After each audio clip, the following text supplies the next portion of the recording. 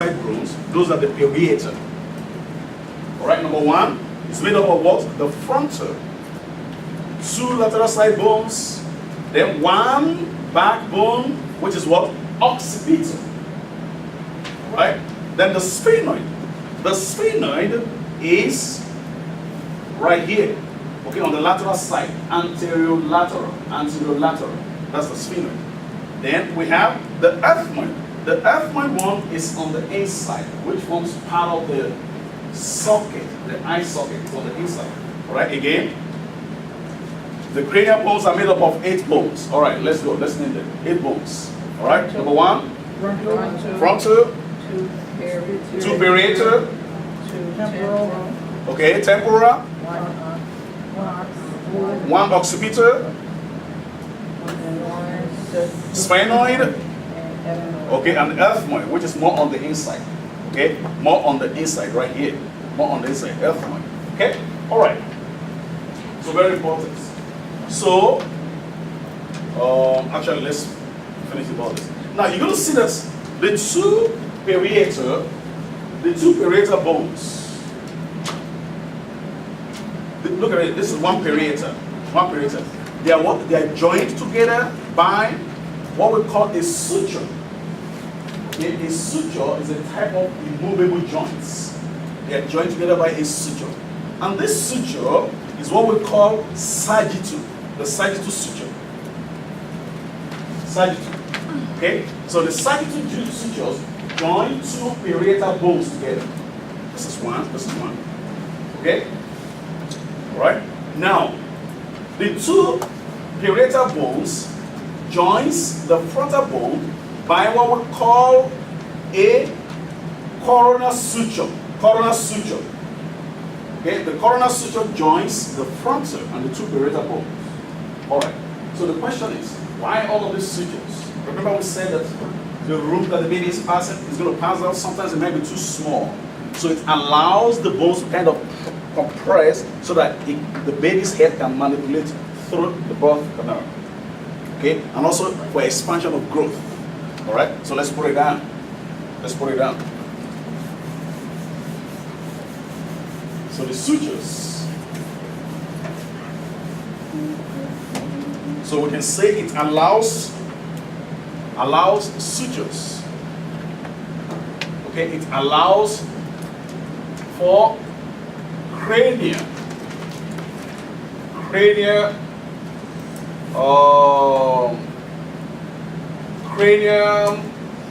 compression. Let's just put compression. Maybe the compression might not be right, the right word, or I'm just trying to say it allows for manipulation, which means it can reduce the size so that it can pass through.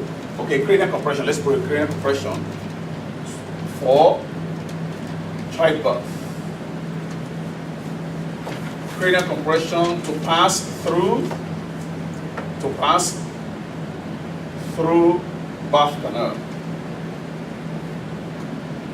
Birth canal. Okay. Secondly, allows for brain growth. Brain growth. Okay, very important. That's the suture. Alright? So we're going to understand more about that alike for brain growth. Alright? So what is the name of the suture that joins the frontal with the 2 parietas? What is the name of the suture that joins the frontal with the 2 parietas? The front, okay, the coronal or frontal suture, coronal. Coronal. Remember, you used to remember it's the same thing. You remember with the coronal plane or what? Or frontal, right? So coronal suture. Does that make sense? Alright? Okay, so it joins the frontal bone and the 2 parietal. It joins, this is the frontal bone and the 2 parietal. This is coronal suture. Okay? Joins the 2 parietal and coronal suture. Alright, the other suture is lambdoid. Lambdoid.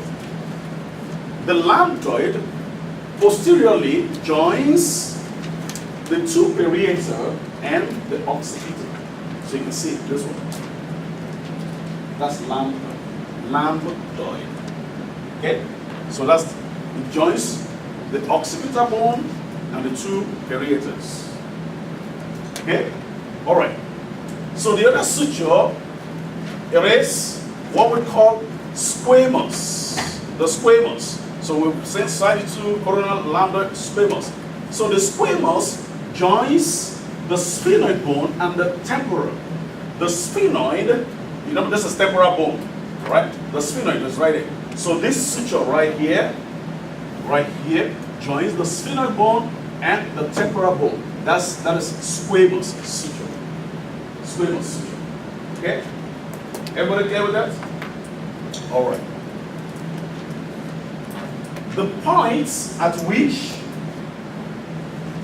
the two aerators and the frontal, or let's put it this way, the point at which the sagittal sutures and the coronal sutures meet anteriorly.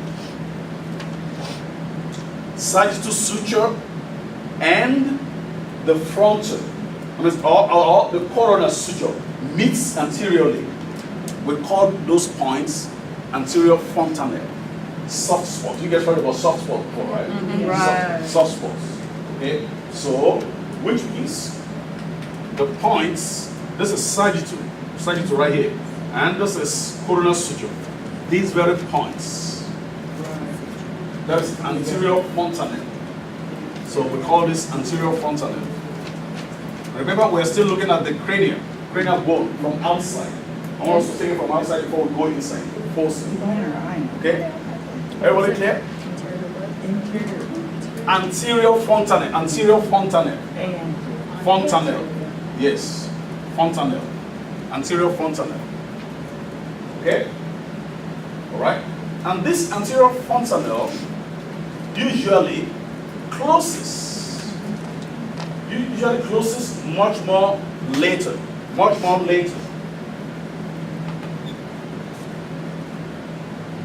Okay? Closes. Okay, it closes much more later. Why? The posterior fontanelle usually closes much early.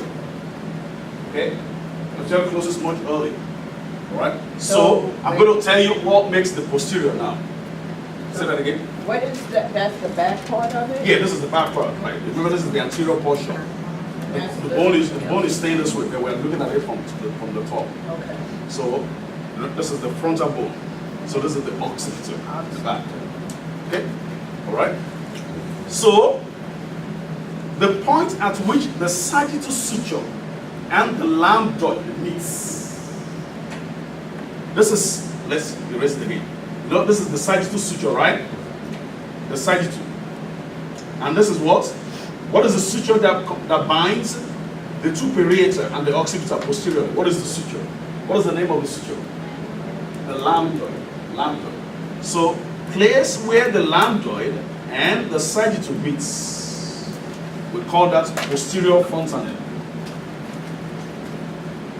Posterior fontanelle. Okay? So, as part of helping the bone to grow. Okay? And there are a lot of things that can tell us what is going on inside the brain. For instance, if a child has meningitis, what is that? I can't know.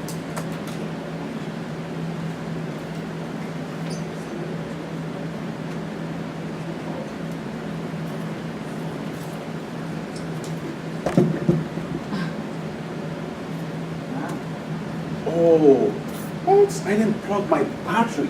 My power.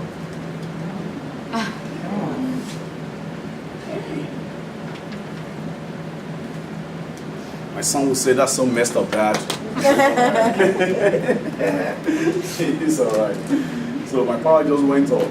The computer just went off. They went dead. Yeah, exactly.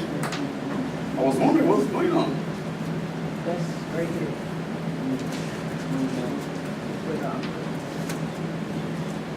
Okay, good. All right, now we're back on track. Yes, go ahead. Okay, the sagittal. Why? It's on the time sheet. No. It's not on here. Maybe it hasn't charged. or what?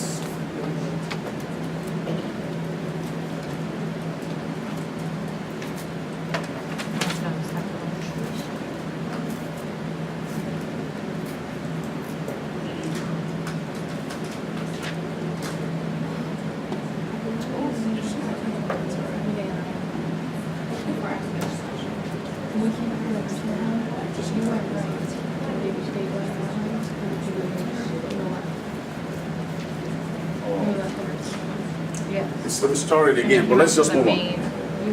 All right. Yes. The sagittal suture and the posterior and the lambdoid. Okay. The place where they meet is what? That's anterior fontanelle. I'm sorry, posterior fontanelle. Posterior fontanelle. Okay. Everybody clear with that? Posterior fontanelle.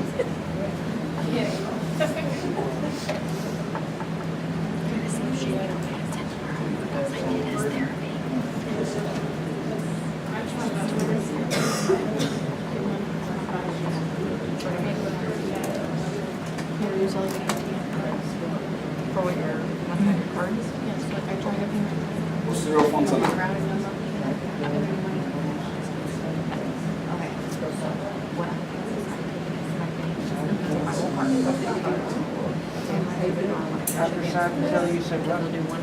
Hold on. Every 2 weeks you do a cash pay.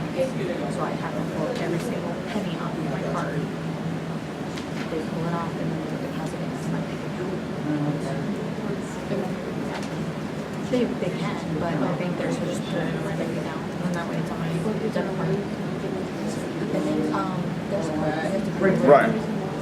Okay. Sagittal and lambdoid. You can look into the textbook for the spelling. Yeah, look into the textbook for the spelling. Yeah, it's right there.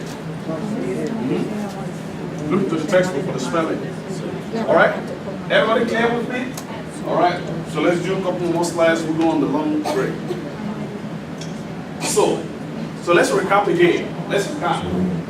How many sutures do we have? We got 4, right? Okay. So the sagittal is between what and what?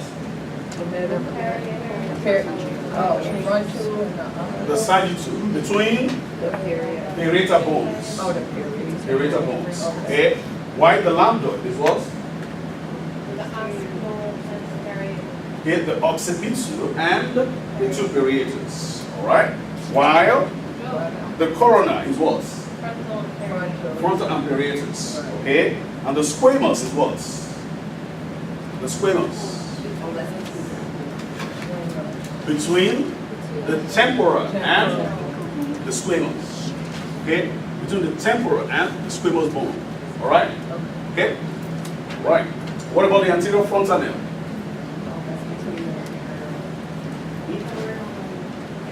Corona and sagittal, where they meet anteriorly. Remember? Anteriorly. Anterior fontanelle. Alright? What about posterior fontanelle? The back. What? The back. Sagittal and what? And lambdoid, right? And lambdoid. Okay? All right. Okay? So everybody clear with the outside, right? So this is the frontal bone, all right? So let's back up a little bit. Okay, so when we look at the case itself, we open the case. Bang. All right? So we can see we can see the inside. This is the cap, and this is the inside. The inside is divided into 3 foci. 3 foci. All right. We have the anterior cranial fossa, middle cranial fossa, and posterior cranial fossa. Okay. That's the interior. That's the inside. Anterior, yes, inside. Or we can say the floor of the cranial case. The floor. The floor. Okay, this is the roof of the cap. So the floor, these are the floor. Okay, from front, right here, this is the anterior because it's towards the front. The middle fossa and the posterior fossa. Okay, everybody gets that? Right. Okay. So, what is it that we have that occupies all of these places? Remember saying cavities. There are things that are inside the cavity, right? So what do we have that occupies? The anterior fossa. What occupies the anterior fossa is the frontal lobe of the brain, because the brain itself is divided into several portions. Okay, the frontal parts, they are usually named after the bones, after the cranial cap. All right, we have the frontal, we have the parietal, we have the temporal. Okay, we have the temporal as part of it. We're still talking about that. All right, the frontal, the temporal, and the cerebellum. The frontal is occupying the anterior cranial fossa, frontal lobe. All right, the temporal lobe is occupying the middle, because we have two of this. Okay, we have two of this. We have the right temporal and the left. Person just switch. So that's right temporal and left temporal. Remember, we have to always talk in anatomical position. All right, right temporal and the left temporal. So this is the posterior cranial fossa. So the temporal lobe occupies the middle cranial fossa, while the cerebellum is a stump, which is at the base of the brain. All right, it occupies the posterior cranial fossa. Everybody understands that? All right, so that's the fossa. All right, the cranium. What actually lines, or what actually surrounds, or the membrane that surrounds the brain? It is what? What do we call the membrane that surrounds the brain? That is there, right there, meninges, right? Meninges. And the meninges, I said there are three types, or the three sections of the meninges, which are